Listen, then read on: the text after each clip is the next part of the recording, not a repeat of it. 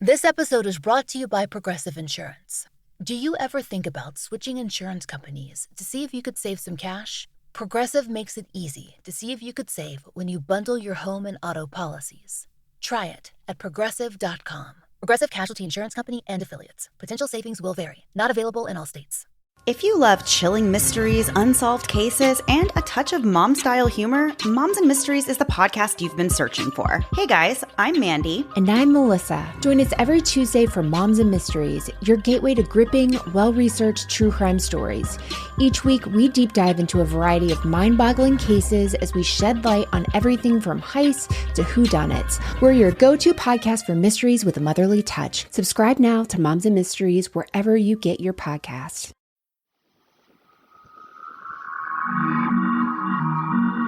I'm Laura Norton, and this is One Strange Thing, the show where we search the nation's news archives for stories that can't quite be explained.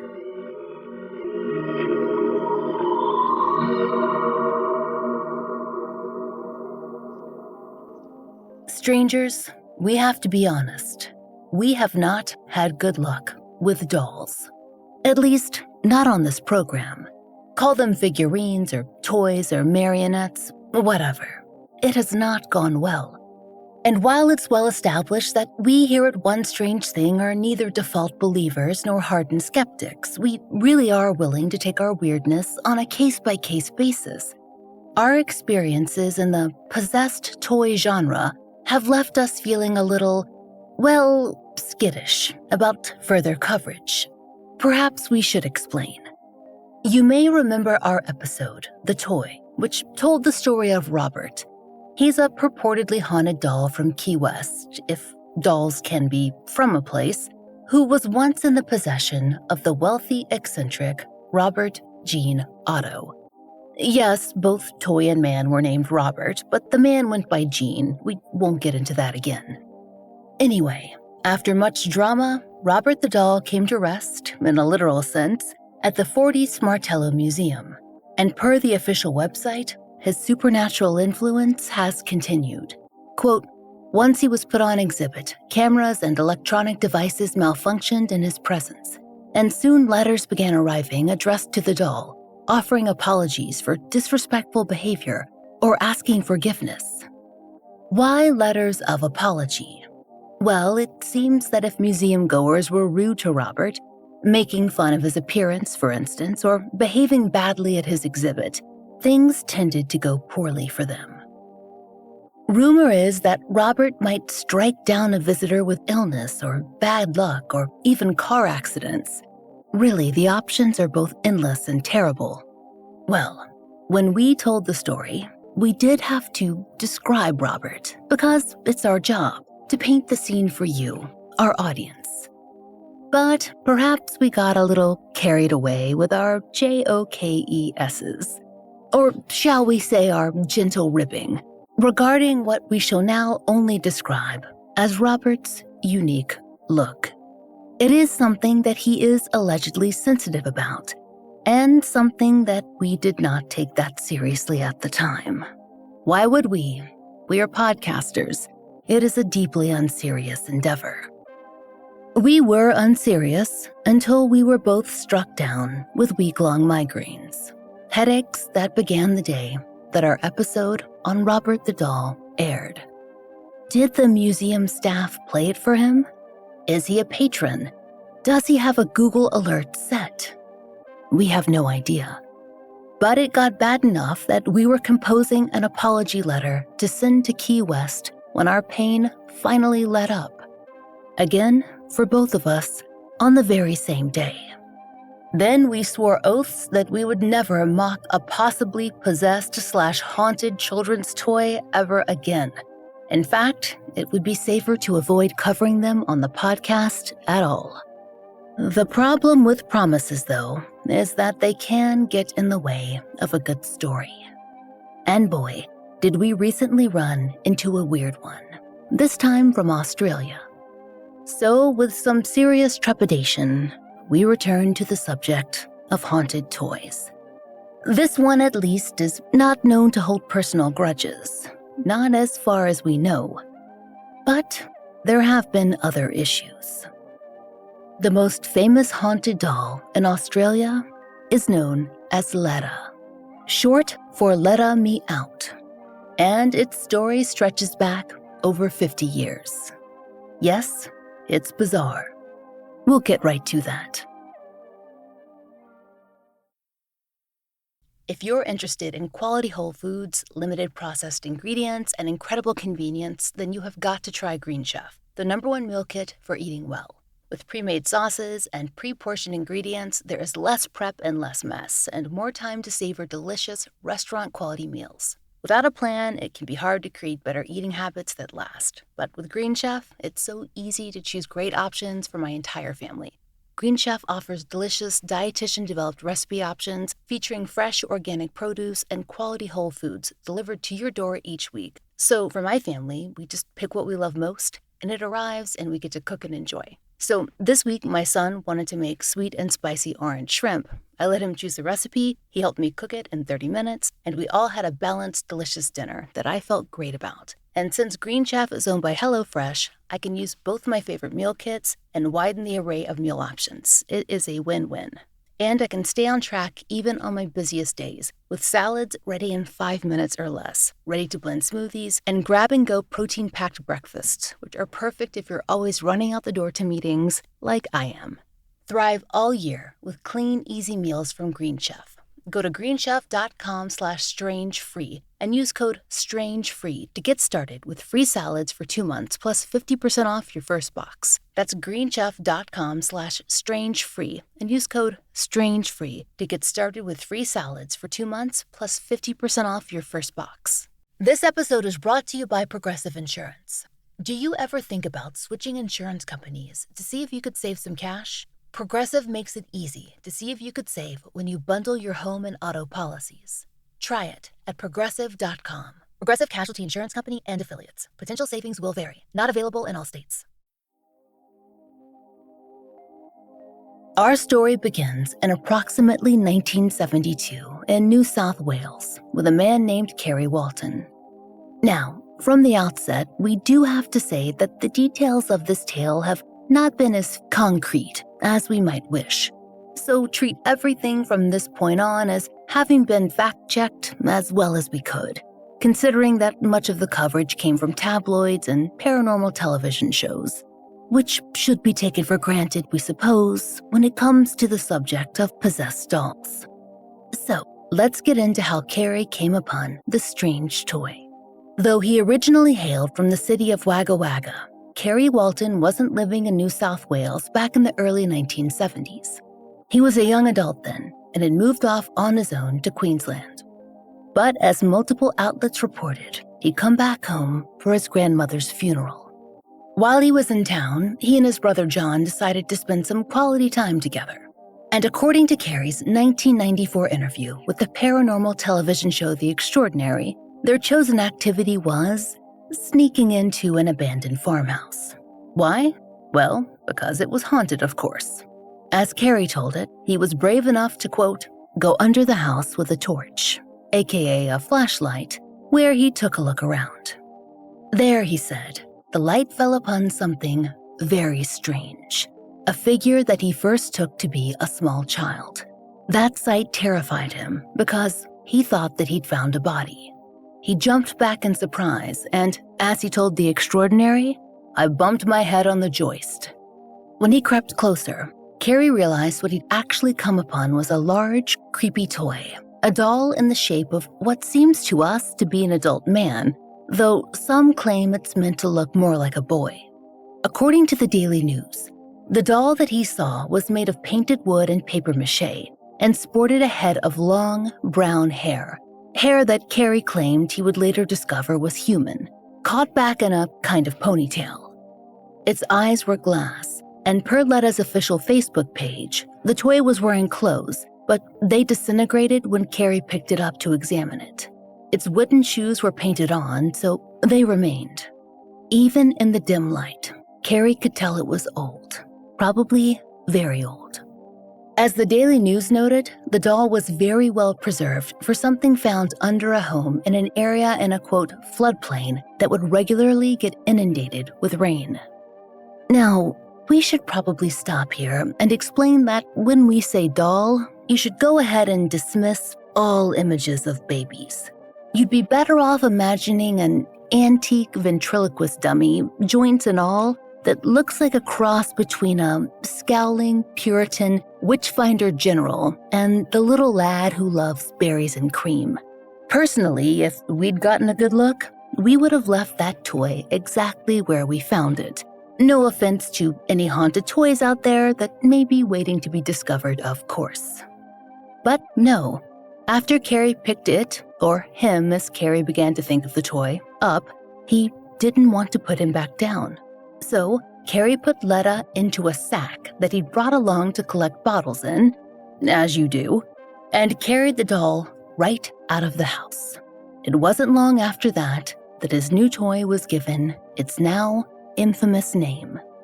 According to the Daily Mail, Carrie, quote, and his brother joked Letta-Me-Out was trying to move out of a sack that they'd stored him in. Thus, Letta-Me-Out. Honestly, that's the second time in this scenario that we would have left the toy exactly where we'd found it. However, we will give Carrie the benefit of the doubt in that the Chucky movies had not yet been released. But as he told The Extraordinary, he had some second thoughts as he drove back to his parents' home that night because, quote, every time a car went past, it looked like the doll was moving around inside the sack. I don't know if it was the lights, but that's what it looked like. Carrie decided to take his discovery home with him to Queensland, where he lived with his young family. At some point, Carrie's family got Letta fitted up in some new duds, a kind of bright green vampire Lestat meets pilgrim suit with frothy white lace at the collar and sleeves that the doll still wears today. Here's where the timeline gets a little unclear for us. According to the Chronicle, Letta had only been at Carrie's house a few days when, quote, his two children woke up screaming, saying that the doll was talking and moving. But Carrie's own Facebook post said that he stored Letta in that sack for some years. So we're not actually sure of what happened when. But we do know that at some point, Letta was put out to interact with both the family and with guests. According to the Courier Mail, visitors claimed that Letta's glass eyes followed them as they moved throughout the house. Some said that they felt ill, even nauseated, after being in the doll's presence for too long. Carrie Walton's Facebook post described a change in Letta the Doll's eyes when he received negative attention. Carrie said they would, quote, turn evil, and when examined with a flashlight, quote, showed blood vessels. And, per The Extraordinary, Randolph, the Walton family dog, was no fan of Letta. The show dug up some early 80s footage of a very young Carrie Walton, Letta, and Randolph, who could be seen growling and snapping at the toy. According to Carrie, Randolph attacked the doll whenever he got the chance and had to be kept away. At first, they thought this was unique to their pet, but it soon became apparent that any canine exposed to Letta had a similar reaction. The TV show actually did their own test, which largely involved wagging the doll in front of a very excited, very bitey small dog that tried to take Letta's leg off. We're not sure if this proved the theory, but it certainly was excited television viewing. As a side note, cats, they have absolutely no issues with this doll. Perhaps it's because they themselves are possessed. As cat lovers, we can't say for sure. And there were other things. Per the Mirror, the Waltons began to notice that objects in their home began to move around as if someone was rearranging them at night. A kind of anti-elf-on-the-shelf situation, as it were. When Carrie Walton found strange marks on the floor, he began to wonder if his doll was to blame.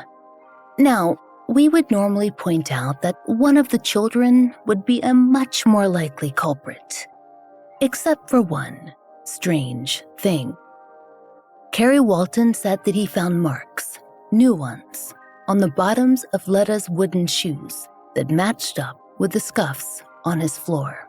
He told the Warwick Daily News, I reckon he walks in the nighttime.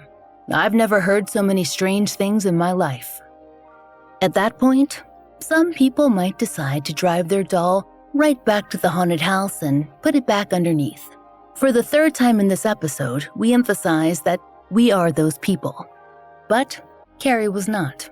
Instead, as he told the mirror, "It frightened me. It put the wind right up me.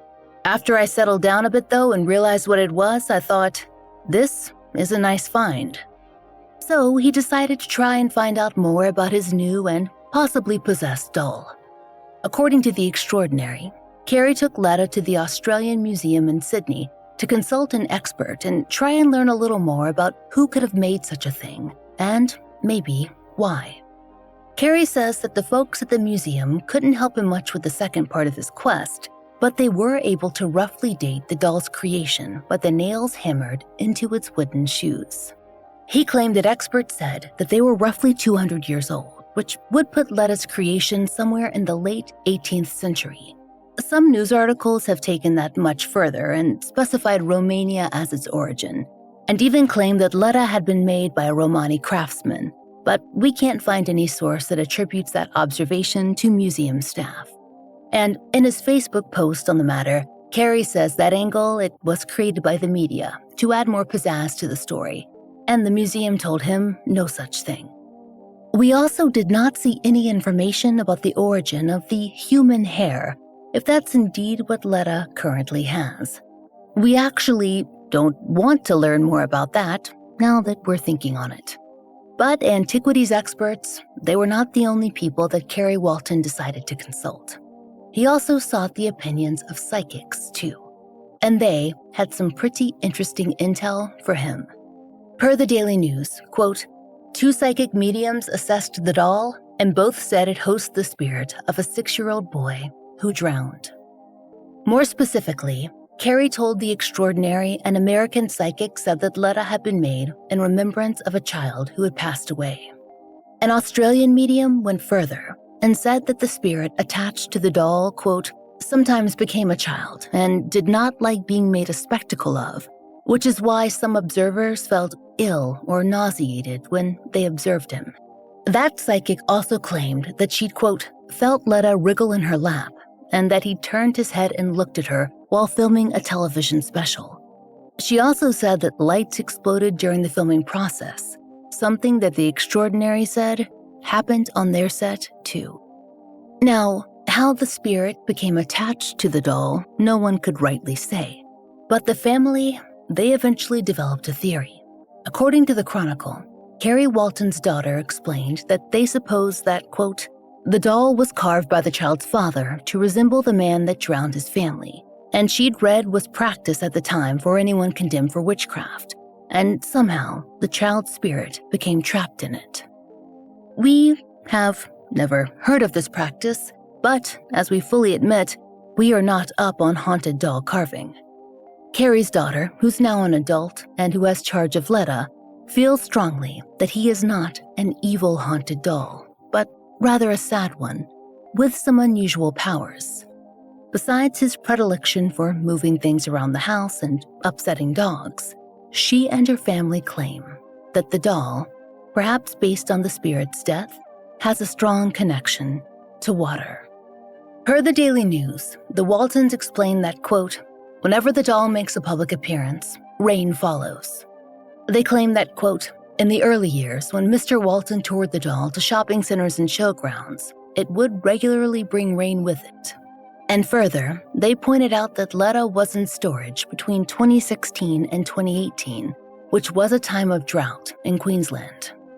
Carrie recalled a number of times when he brought Letta outside, only to find the sky, quote, "grown suddenly overcast." At one point, Carrie said, he had considered selling Letta. Not because his family was frightened, they'd actually become used to living with a possibly possessed doll, but because they were in desperate need of money. He told the Courier Mail that he'd found a local business owner interested in purchasing Letta for $400 Australian, and he made the drive to her home. But when he arrived, something very odd occurred.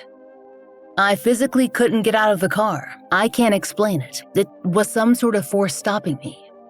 Finally, after trying and failing to remove the doll, he drove Letta back home, and they never tried to sell the toy again. But, said Carrie, they didn't have to. From that point on, the family's luck changed. We were broke all the time, no money at all. Then the doll turned up and things started to change. He told the Mirror that his struggling antiques business turned around and his family's financial issues resolved. They were eventually able to move into a larger, nicer home. And, of course, bring Letta along. Since then, there have been plenty of offers for Letta's purchase, but the Waltons have turned them all down. As Carrie told the Daily News, "I don't think I could. I think he's just part of the family. We love him." Letta still tours regularly and makes appearances at local events around Australia. And he does have a healthy social media presence on Facebook and Instagram, and of course, merch, which we enjoy quite a bit. He lives with Carrie's daughter and grandchildren now, and has been visited by YouTube skeptics and psychics alike, who've come away with varying opinions from definitely possessed to creepy but not haunted. That opinion, it does not sway the Walton family's personal beliefs on the matter. In 2016, Carrie Walton wrote on Facebook, "Over the years, I've come to believe there's more about Letta-Me-Out than anyone will ever know. Secrets only he wants to keep to himself. We don't know what he gets up to or where he goes during the night, but he has not harmed us in any way. Yes, and he does make Chucky look like a Barbie doll, and I don't think he is all nice. I'm sure he has a bit of bad tucked away somewhere." That could probably be said about just about anything, from haunted, centuries-old dolls to people, couldn't it? And while we have not heard of Letta-Me-Out exacting revenge on American podcasters who question anything about his purported haunting or his general look, we will tread lightly on this one. While we have not seen evidence supporting his possession by the spirit of a drowned child, we cannot entirely rule it out either. Because, well, we can't rule out anything entirely. We also try to stay on the good side, just in case, of any toys that are rumored to move around in the night. Because, well, we have seen a lot of horror movies, thank you. And just in case certain Australian haunted dolls are listening right now, we would like to assure you that we deeply respect you and that you look great. And we'd like to let you know that there are a lot of dogs at our houses. Tons of them. Really bitey ones. We hope you'll join us next time for another real-life story from the fine print of America's local papers, from the lives of regular people, just like you and me, except for one strange thing. One Strange Thing is an independent podcast. To support the show and to hear more of the entirely true and enticingly peculiar, you have two options to enjoy 2 bonus episodes a month. On Apple Premium, you can get the bonus episodes delivered to your app of choice for just $2.99. And for $2 more a month on Patreon, you'll get more fun extras. There you'll find ad-free early releases of our regular episodes, 2 full-length bonus episodes, monthly giveaways, and blog posts, all for $5 a month. We hope you'll check out one of these options to support the show. There's a link in the show notes. And if you enjoy One Strange Thing, please take a moment to leave us a great rating or review on your favorite podcast app. It really helps.